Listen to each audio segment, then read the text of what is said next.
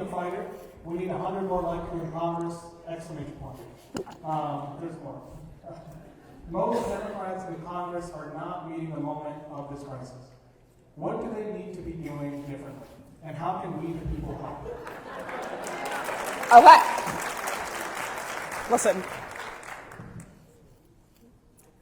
I don't underestimate how hard a question that is and how hard a time this is. We talk a lot about how we are in moments that we have never been in, and that's very true. We are. There are a lot of people in Congress, in state houses, in government who have been there for a very long time, and that institutional knowledge is typically very, very important. But the reality is that the things that worked for us even 2 years ago cannot work in a failing democracy. And we're in a failing democracy right now. I've said a lot that if you, however you are reacting to this moment, you are likely underreacting. You are likely underreacting, and I don't take that lightly because I also don't want to cause fear. I want to spur people to action, to feeling empowered, but not feeling so crippled by just the weight of what's happening that we step back. And I think that that's what's happening in Congress too. I'll use this as an example for me myself, as somebody who is largely very local. When I was in the State House. Shout out to my sister rep, Sarah, who was there at the time. Latasha, you weren't there yet. And we were trying to get police accountability across the finish line after Antoine Rose. And we knew it wasn't going to go anywhere because we were in a minority, of course. We were then in the minority in both the House and the Senate at the time, and we couldn't get these bills across the finish line. And then we had the crazy idea to just take the rostrum and stage an action. So I called all of my colleagues and I said, get to work on time because we're not going to session. We're just going to go in and we're going to take the House. Which maybe that was well thought out, maybe it wasn't. But we did it. And we got there and we were able to take it and we were able to hold it until the Speaker of the House said, we will not move until you move something on this. Now, we had a different incentive base there because we did have a per diem then, so they couldn't get paid until we clocked in. So they didn't like that. But anyways, needless to say, we were able to get some bills crossed. Not all the bills that we wanted, but some bills. And then the State of the Union happened and I was paralyzed. Even I was paralyzed. As active as I am, as vocal as I am. And I sat in that room, and I'm not going to lie, and I looked across at the other side, and it looked like a lynch mob. And it felt like a lynch mob. And when people talk about what would you have done in the 60s, in the 50s, in the 40s, and we all say that we would do the best and we'd all do the most. And when you're actually confronted with it, and when you actually think about what are the implications, we're not talking about right now, are they just going to take a member of Congress out? We're talking about right now, they might send American citizens to El Salvador.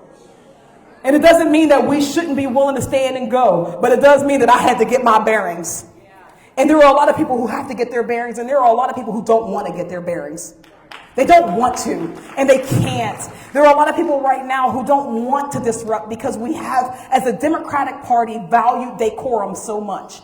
So what I'm going to ask is that we as Democrats here, before we even get to them ones, we have to redefine the type of leadership that we want.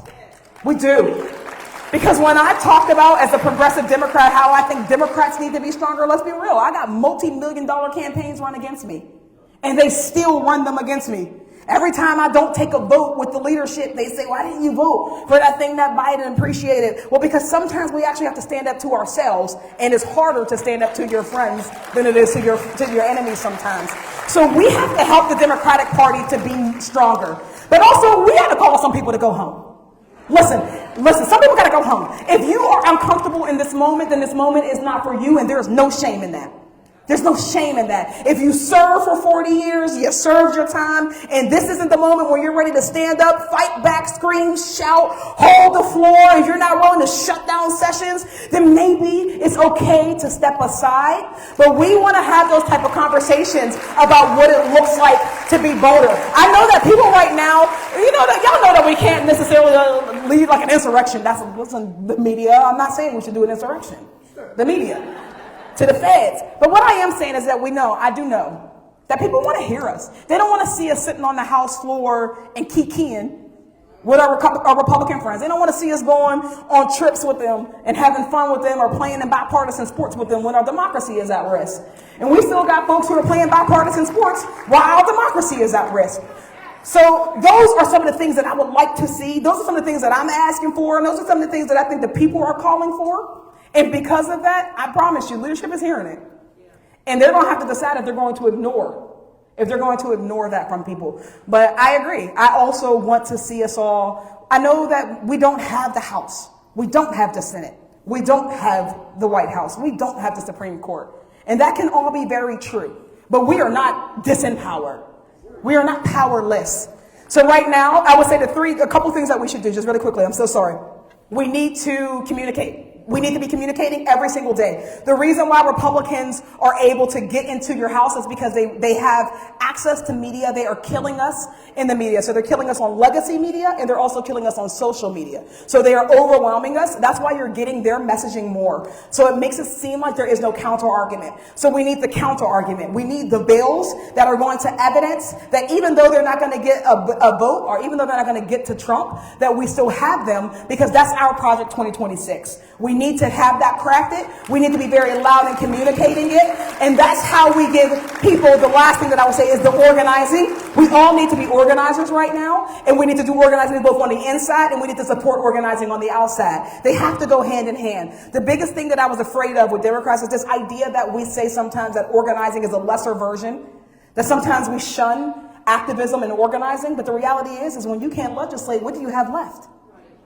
Activism and organizing. We need to welcome that. We need to encourage that, and we need to support it, and we need to lift it up, and we need to amplify it. We need to be in those spaces doing that. Every time we have a mic, we need to lift up the good works of Americans who are standing with us, standing in the gap where we can. And I think that when we demonstrate that, more people will feel like we're moving, where people will feel like something is actually happening, and that will help to get us out of this moment where we feel like everything is lost. All hope ain't lost, y'all. We're in the first quarter. There are more.